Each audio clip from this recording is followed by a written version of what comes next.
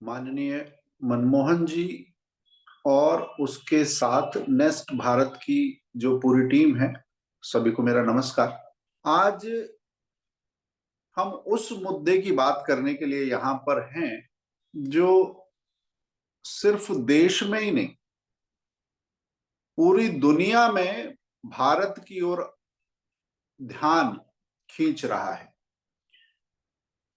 और अगर आप मुझसे पूछते हैं, अभी मैं अयोध्या से लौटा हूं, तो पांचजन्य की अपनी एक जो मीडिया में अगर कंट्रीब्यूशन कहे तो पिछले 30 सालों की जो लड़ाई है उसमें पांचजन्य का सबसे ज्यादा फोकस, सबसे ऑथेंटिक रिपोर्टिंग अगर किसी मुद्दे की रही है, सबसे ज्यादा मीडिया में काम किया, तो ये अयोध्या का मुद्दा उसमें से एक बड़ा मुद्दा रहा है। और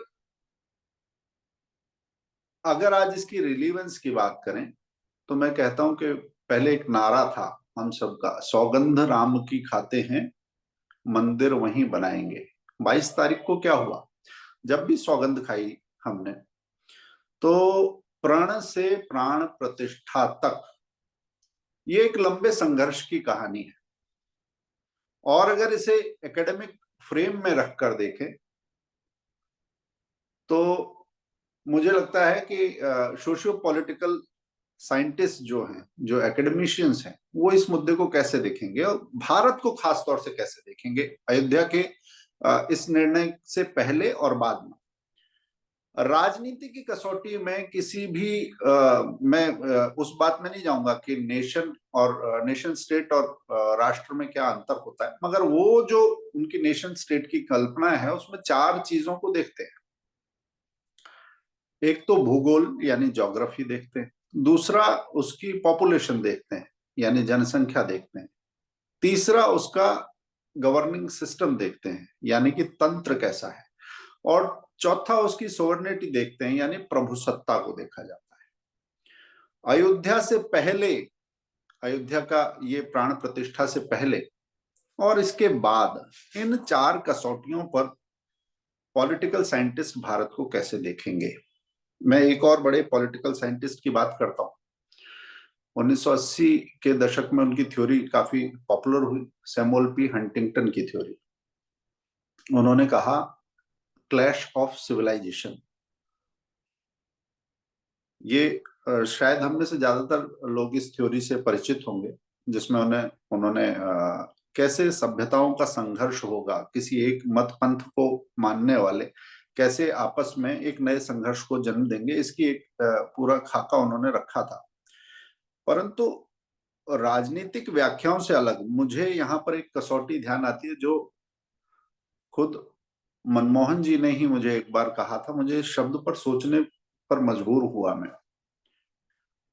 उन्होंने कहा कि सभ्य होता कौन है? सभ्य होना यानी जिसे सभा का सामान्य शिष्टाचार पता है, सभा में बैठने के योग्य है, ये पायदान अगर उसने चढ़ गया है तो उसे सभ्य कहा जा सकता है। फिर सवाल आता है कि अगर हम सभ्य हैं तो सभ्यताओं का संघर्ष कैसे हो सकता है? सभ्य तो संघर्ष नहीं कर सकते, वो आपस में बात कर सकते हैं, चीजों को सुलझा सकते हैं। राम जन्म मंदिर के संदर्भ में मैं इसकी बात इसलिए करता हूं कि ये पूरा प्रकरण एक सिविलाइजेशनल वॉर की तरह से था, और असभ्यता के विरुद्ध सभ्य संघर्ष कैसा हो सकता है उसकी दुनिया में सबसे बड़ी वानगी अगर भारत से मुझे लगता है कि ये रखी जा सकती है। शब्द की एक बात करें, अयोध्या की अगर बात करें, तो अयोध्या का अर्थ क्या है? अयोध्या का अर्थ है अयुद्ध। अयुद्ध यानी जिससे युद्ध नहीं किया जा सकता। और अयुद्ध क्यों है? क्योंकि ये राममय है। पहला जो मैं नेस भारत के 4 सूत्र सुन रहा था उसमें पहली बात थी भारत को मानो, दूसरी बात थी भारत को जानो, भारत के बनो और भारत को बनाओ। ये 4 सीढ़ियां थी। तो पहली बात जो अयोध्या से जुड़ती है कि हमें ये मानना पड़ेगा अयोध्या अयोध्या इसलिए है क्योंकि ये राममय है, यानी धर्म और कर्तव्य के आधार पर जो सोच है, जो पितृ धर्म, पुत्र धर्म, स्त्री धर्म, गुरु धर्म, शिष्य धर्म, राष्ट्र धर्म, यानी पूजा पद्धति नहीं, यहाँ पर धर्म किस किस का है, पिता का, पति का, स्त्री का, गुरु का, शिष्य का, सब लोग अपनी अपनी ड्यूटीज से ये नियरेस्ट ट्रांसलेशन हो सकता है धर्म का, अदरवाइज ट्रांसलेशन नहीं है, definitely it is not religion, we are not talking about religion. तो अलग अलग तरह के धर्म यानी कर्तव्य आधारित सोच पर जो काम करते हुए चलने का जो मॉडल है वो अयोध्या मॉडल है।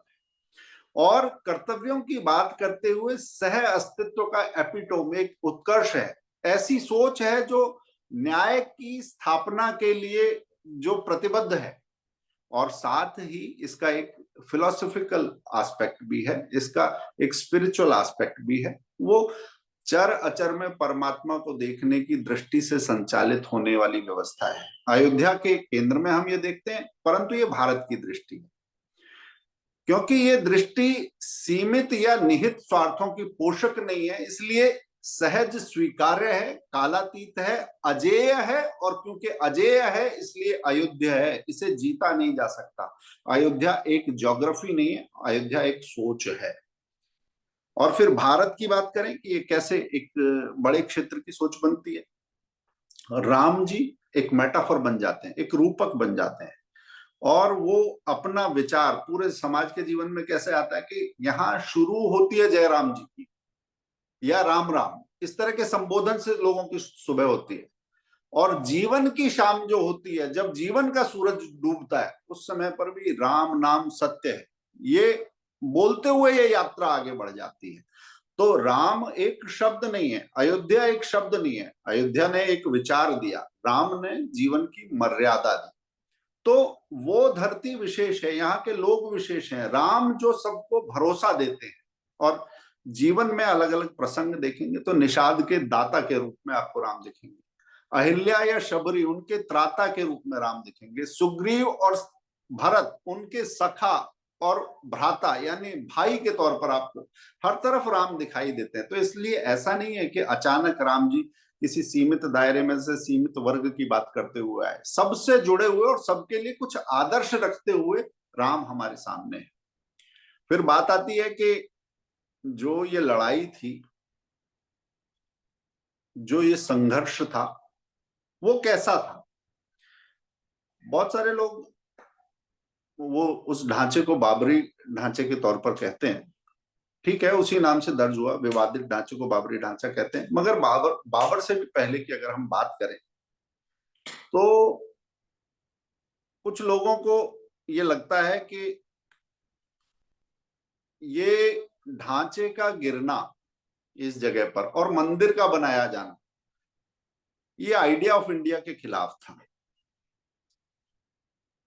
तो मेरा एक प्रश्न होता है कि आइडिया ऑफ इंडिया, जो नेहरूवियन आइडिया ऑफ इंडिया है, क्या वो वास्तव में भारत का विचार था, और क्या वास्तव में भारत के उस विचार पर ही हमला हुआ था। तो हम पाते हैं कि नहीं, हमला भारत पर हुआ था, और आइडिया ऑफ इंडिया की आड़ में उसको एक समाज की फांक को, उसके विभाजन को पोसने का काम आजादी के बाद चला। आजादी से पहले क्या चला वो उसकी भी बात करेंगे, और बाबर से मीर बाकी से पहले क्या चला उसका भी थोड़ा सा जिक्र कर लेते हैं। ईसा से भी 150 साल पहले मिनिएंडर, मिलिंद या मिहिरकुल जिसे कहा गया, उसने पहला आक्रमण किया था अयोध्या पर। और अयोध्या पर जब बहुत भारी सेना ने हमला किया तो समाज उद्वेलित तो बहुत हुआ, मगर उस बड़ी सेना के सामने पार नहीं पा पाया। पहली बार लव और कुश का बनाया हुआ जन्मभूमि पर मंदिर उस समय पर गिरा था, परंतु समाज कितना उद्वेलित था उसे हम ऐसे समझ सकते हैं कि उसके बाद शुंग वंश के जो शासक थे, उन्होंने कौशाम्बी में मेहरकुल का, उसकी राजधानी पर कब्जा कर लिया। उस युद्ध में मेहरकुल मारा गया, बाद में वो बौद्ध भी हुआ, तो कहानी अलग है, विदिशा के पास उसका स्तंभ है।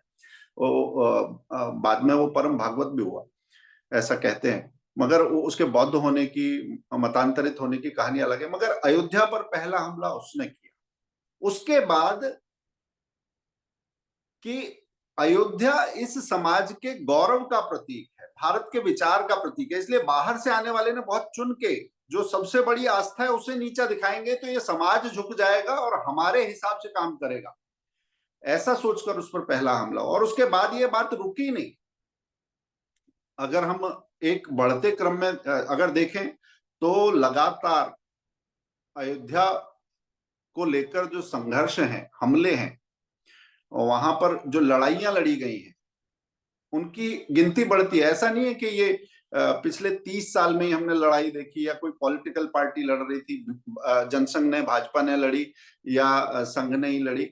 संघ ने उसको समाज के दर्द को स्वर देने का काम अवश्य किया, संगठन का काम अवश्य किया, उसका नेतृत्व किया, एक तरीके से कह सकते हैं। मगर ये लड़ाई कैसे थी कि बाबर के समय करीब 6 बार उसे स्वतंत्र करने के लिए लड़ाइयां हुई, और उसके बाद हुमायूं के समय करीब 1 दर्जन बार, हुमायूं के बाद अकबर के समय में करीब 2 दर्जन बार, फिर औरंगजेब के समय 3 दर्जन बार।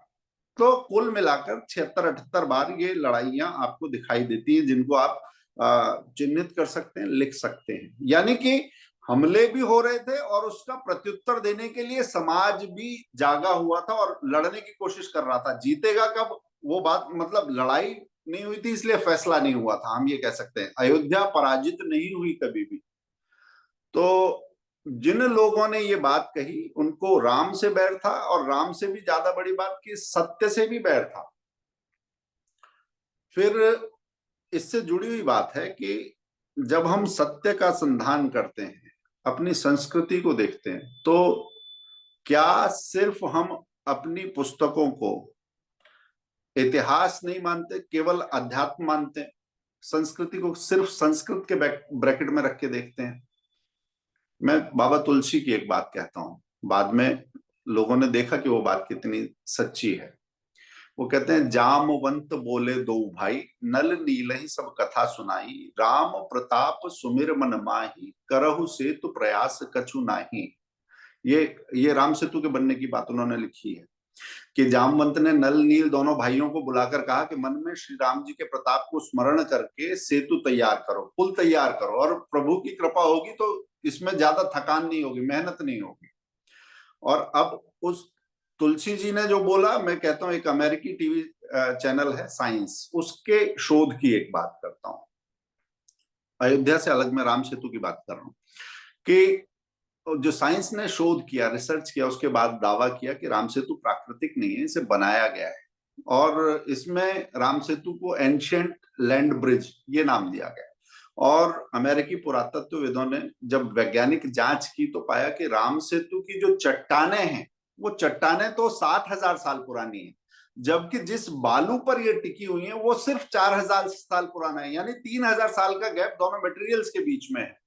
यानी साफ है कि अगर तुलसी कुछ कह रहे थे तो खाली भाव में आकर अध्यात्म की दृष्टि से अगर हम उसे देखेंगे तो अपने ऐतिहासिक पक्ष को भूल जाएंगे। उनकी बात वही थी जो शोध से पता चली। थोड़ा भावातिरेक हो सकता है, वो होता भी है, परंतु तथ्य बिल्कुल सही। तो अपने इतिहास को सिर्फ अध्यात्म और संस्कृति को सिर्फ संस्कृत के खांचे में बांध कर हम आगे नहीं बढ़ सकते। राम मंदिर के संदर्भ में, अयोध्या के संदर्भ में अगर हम रिलीवेंस देखें तो उसका एक एकेडमिक सबक ये भी है। दोहा शतक की अगर बात करता हूं मैं आगे, तुलसी का ही है, उसमें भी उन्होंने लिखा है, और उन्होंने लिखा है कि राम जन्म मही मंदिर ही, तोर मसीत बनाए, जबहि बहु हिंदुन हते, तुलसी कीन्ही हाय। दल्यो मीर बाकी अवध, मंदिर राम समाज, तुलसी रोवत हृदय अति, त्राहि त्राहि रघुराज। राम जन्म मंदिर जहां, तसत अवध के बीच, तुलसी रची मसीत तह, मीर बाकी खल नीच। यानी मीर बाकी का भी नाम ले रहे हैं, वो जन्मभूमि पर मंदिर कैसे तोड़ा गया इसका भी उल्लेख कर रहे हैं।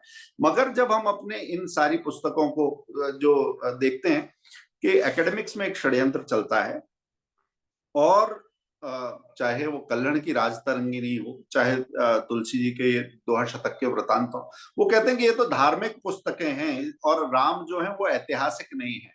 और ये चीज राजनीति को एक खुराक देती है कि राम को काल्पनिक बताने की हद तक वो बढ़ जाती है। अभी आप देखें, द्वारिका के सारे साक्ष्य वो भी वैज्ञानिक कसौटी पर सही साबित हुए हैं।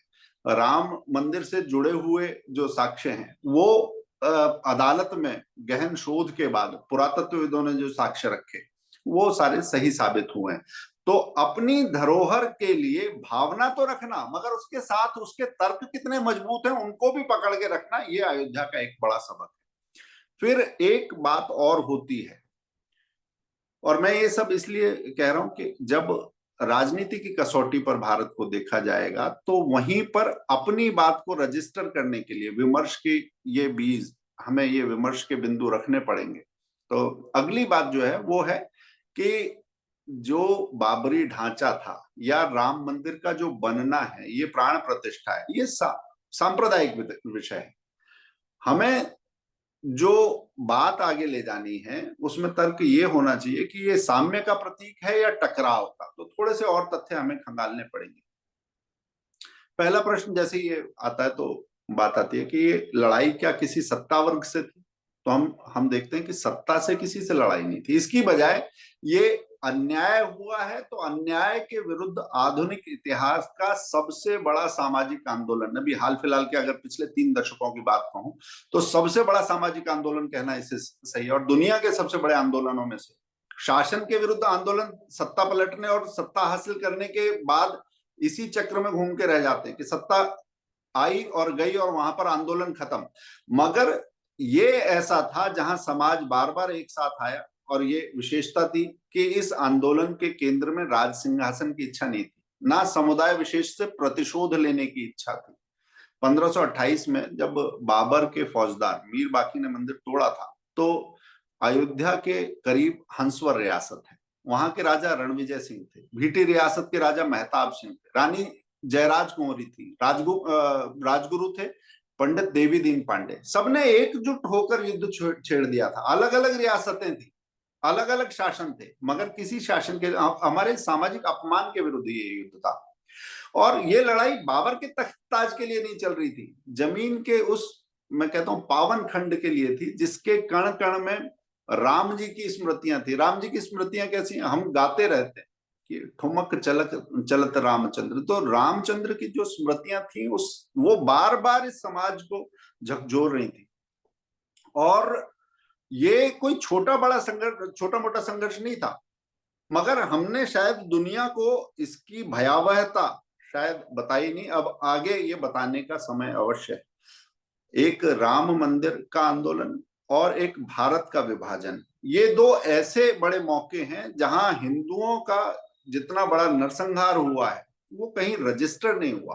क्योंकि अगर मैं बात देखूं तो एक लखनऊ गजेटियर जो था उसमें लॉर्ड कनिंघम ने खुद लिखा है कि 1,75,000 हिंदुओं की लाशें गिरने के बाद वो स्थान पर मीर बाकी ने विजय प्राप्त की या वो ढांचा बनाया। तो 2.25 लाख हिंदुओं की लाशों के ऊपर वो ढांचा बनाया गया था। ये बात हम अगर कहीं पर वेस्ट में देखें तो 2-4 लोगों की हत्या हो तब बड़ी बात होती है।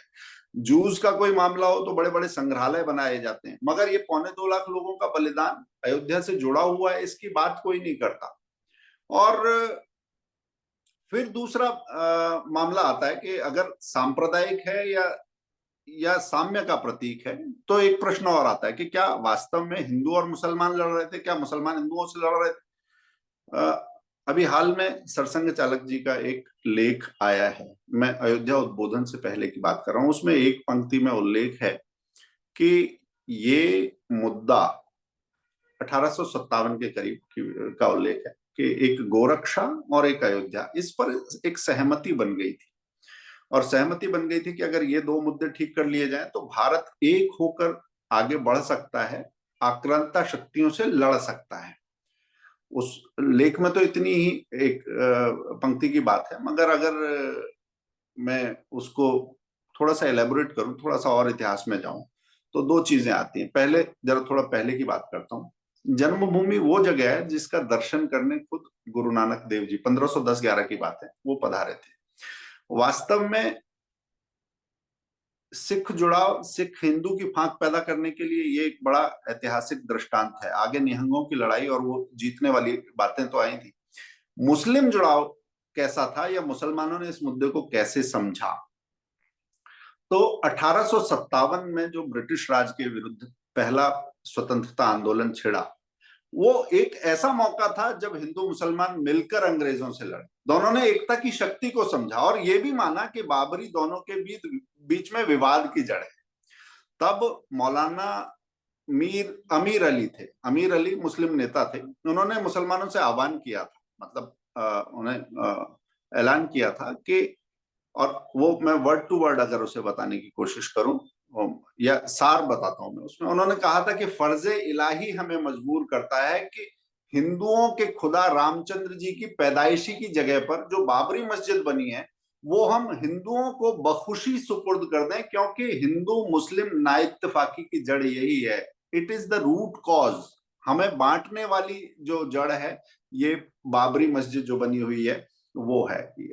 It is what he said. और जब मौलाना अमीर अली ने ये कहा कि ये बात भारतीय समझ गए हैं, अब भारत में मुसलमान और हिंदू एक साथ आ गए तो हमारा राज चलना, टिकना, स्थायी रहना मुश्किल है, तो जैसे ही उन्हें पता चला कि राम की शक्ति उनके लिए कितनी खतरनाक हो सकती है, तो उन्होंने क्या किया, मौलाना अमीर अली और दूसरी तरफ हनुमानगढ़ी के महंत बाबा रामचरण दास, दोनों को अंग्रेजों ने 18 मार्च 1858 की बात है, हजारों हिंदू और मुसलमान थे, उनके सामने कुबेर टीले पर फांसी दी गई। कुबेर टीला अभी जो अयोध्या जी में जो राम मंदिर है उसके करीब की ही जगह है जहां पर उन दोनों को, अमीर अली को और रामचरण दास जी को फांसी दी गई कि हिंदू मुसलमान एक हो गए तो विदेशी शक्तियों की दाल नहीं गलेगी।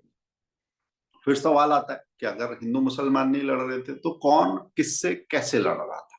ये कहानी भी है जो अयोध्या के बाद हमें लोगों को बार बार बतानी चाहिए कि ये आखिर ये खेल चल कैसे रहा था, क्योंकि ये इसका स्प्रेड मुसलमानों में नहीं हुआ होगा ऐसा नहीं कहता मैं, मगर कुछ लोगों ने बरगलाने का काम किया और बरगलाने का काम कैसे एक शातिर तरीके से हुआ वो समझना हो तो इस प्रश्न के उत्तर के लिए जो 70 साल मुकदमा चला उसमें कुछ ऐसे प्रकरण हैं जब आपको देखना पड़ेगा कि मुस्लिम समुदाय की आड़ लेकर न्यायालय और समाज को गुमराह करते हुए कुछ वामपंथी या कुछ छलिया या कुछ मुखौटे लगाए हुए लोग पकड़े गए।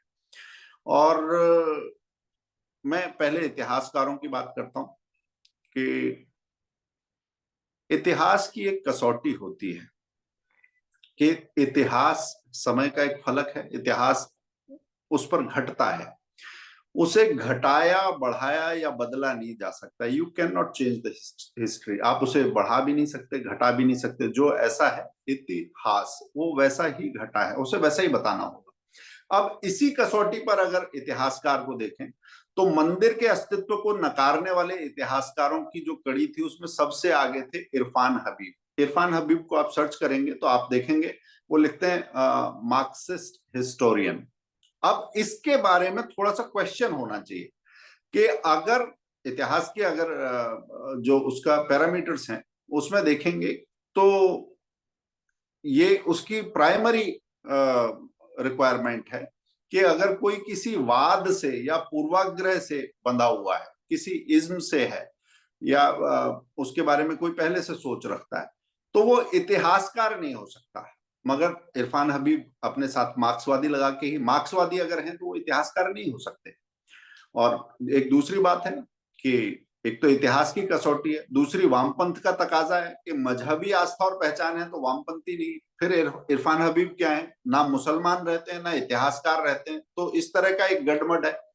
फिर कुछ और लोगों की बात करते हैं, जैसे मैं एक डीएन झा और हबीब, इन दोनों की अगर बात करें तो ये मुस्लिम पैरोकारी हम कर रहे हैं ऐसा इन्होंने दिखाया, मगर मुस्लिम पैरोकारी के लबादे में, उस चौके में उनका एजेंडा अलग था।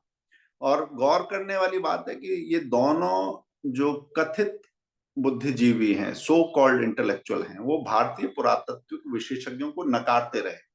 और नकारने के लिए एक नाम लिया उन्होंने, फ्रांसिस बुकानन। उनके रेफरेंसेस वो दे रहे थे। फ्रांसिस बुकानन वास्तव में अगर आप देखेंगे तो वो हिस्टोरियन ही नहीं था जिसके संदर्भ दिए जा रहे थे, वो वनस्पति शास्त्र मतलब बॉटनी का और प्राणी शास्त्र का जानकार था, एक फौजी था, ब्रिटिश फौजी था, इतिहासकार नहीं था। यानी रेफरेंस भी ला रहे हैं इतिहासकार, तो एक बॉटनिस्ट के रेफरेंस लेकर आ रहे हैं और भारतीय पुरातत्व विभाग पर सवाल उठा रहे हैं। और एक ऐसे ही एक और व्यक्ति था, उनका नाम था सुरेश चंद्र मिश्रा। उन सुरेश चंद्र मिश्रा की दो गवाहियां हुई।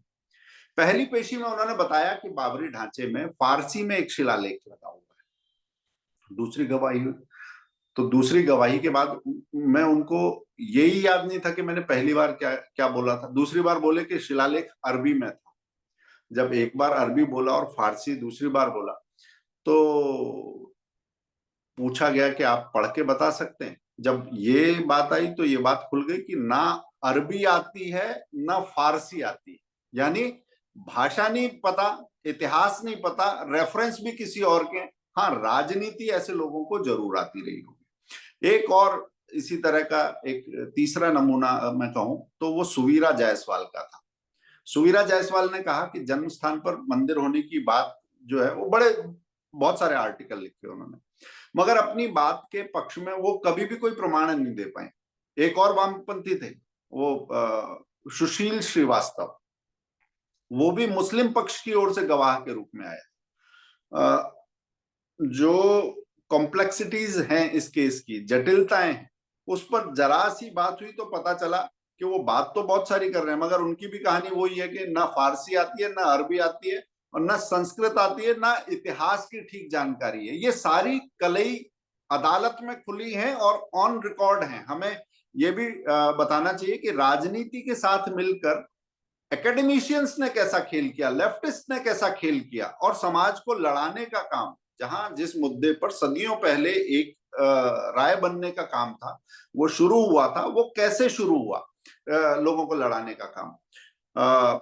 और ये लड़ाई तो बाद की है। जब हम नेहरू जी की बात करते हैं तो 1949 में जब उन्होंने मूर्ति हटाने की बात की तो जनभावनाओं की बात नहीं देखी, मंदिर का इतिहास नहीं देखा, उसके साक्ष्य नहीं दिए, किसी भी तरह से हटाओ। इस तरह की अड़ियल राजनीति को तो इस मंदिर की राह से हटना ही था। वो उस समय ताकतवर रहे होंगे, मगर समाज से ज्यादा ताकतवर कोई नहीं होता लोकतंत्र में। तो इस तरह की एक हम देखते हैं कि एक लंबी लड़ाई थी, और मुस्लिम मुखौटे में एक वामपंथी एजेंडा था, वो चल रहा था, पुरातात्विक साक्ष्यों को नकारने का, बहस को गरमाए रखने का, और कई साल चला। बाद में इलाहाबाद उच्च न्यायालय ने एक इस पूरे गेम को एक्सपोज करने वाला एक एक बड़ा स्ट्रॉन्ग स्टेटमेंट दिया, एक कड़ी टिप्पणी उन्होंने की। अदालत ने कहा कि जिन लोगों को आज स्वतंत्र गवाह बताकर अदालत में पेश किया गया है, प्रस्तुत किया गया है, वो सब आपस में जुड़े हुए हैं।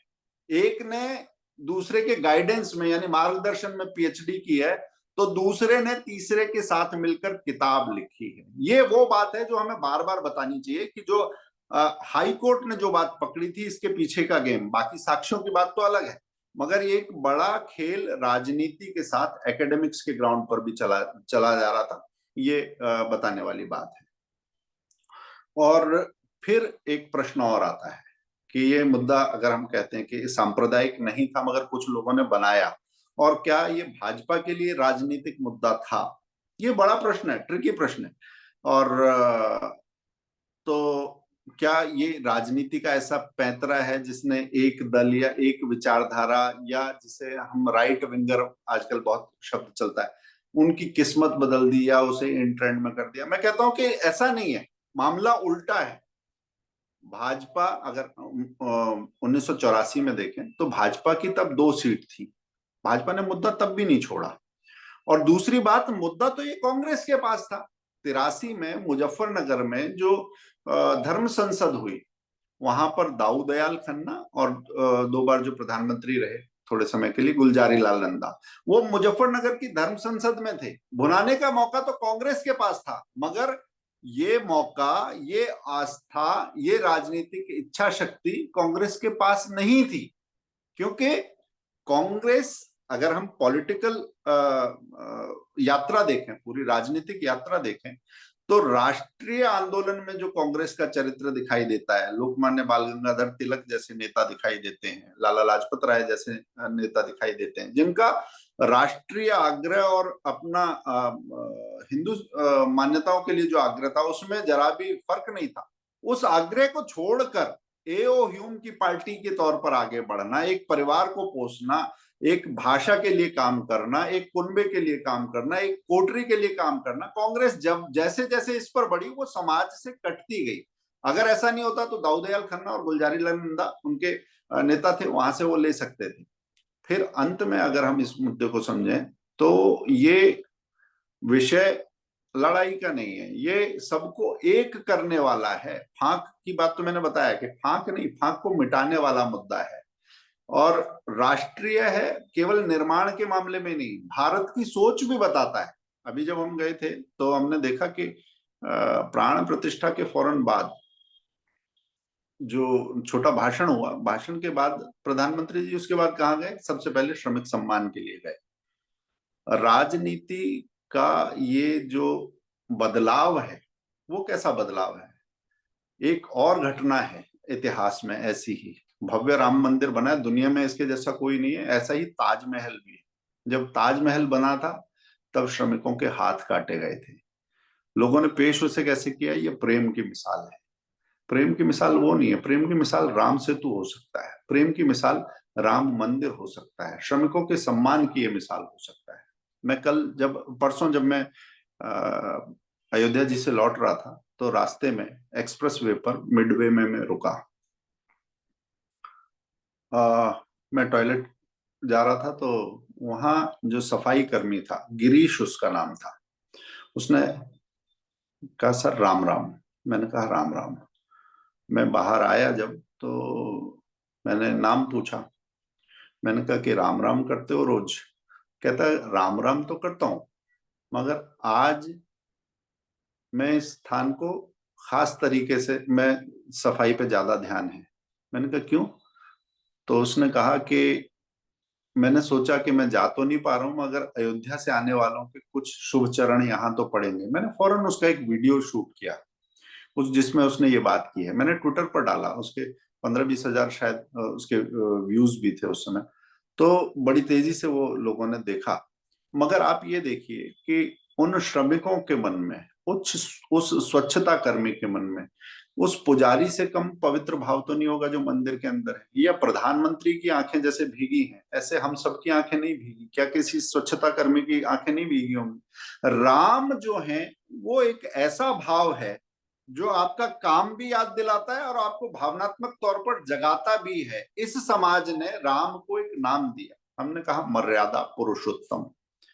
यानी मर्यादा है तो पुरुषोत्तम है, बिना मर्यादा के हम उस स्थान पर किसी को आरूढ़ नहीं करते हैं, उस नहीं बिठाते हैं। इसलिए जो अयोध्या है वो केवल एक मंदिर का निर्माण नहीं है, भारत की सोच है। और अयोध्या का संबोधन है उसमें पूज्य सरसंघ चालक जी ने क्या कहा जब गोविंद गिरी जी महाराज ने अपना उद्बोधन रखा तो उसमें प्रधानमंत्री जी ने इसके लिए कैसे तैयारी की इसका उल्लेख था। सरसंघ चालक जी ने जब कहा कि प्रधानमंत्री तपस्वी हैं हम जानते हैं मगर हम लोग क्या हैं, हम लोग क्या करें, यहीं पर वो है कि हमारे लिए करने वाली बात क्या है। यानी हमारे हिस्से का तप तो हम ही को करना है। और जब वो ये बात कह रहे थे तो मुझे संविधान सभा में जो बाबा साहब ने कहा था वो बात फिर याद आई कि देश, उन्होंने कहा था संविधान सभा में बाबा साहब ने कि देश आगे गुलाम नहीं होगा, इसकी क्या गारंटी है? जब दाहिर आक्रमणकारियों से लड़ रहा था उसी की सेना के लोग मीर कासिम से मिल गए। पृथ्वीराज चौहान जब मोहम्मद गौरी से लड़ रहा था तो उसी के लोग जाकर गौरी से मिल गए। जब ये देश अंग्रेजों से लड़ रहा था तो यहाँ के लोग अंग्रेजों से मिल गए।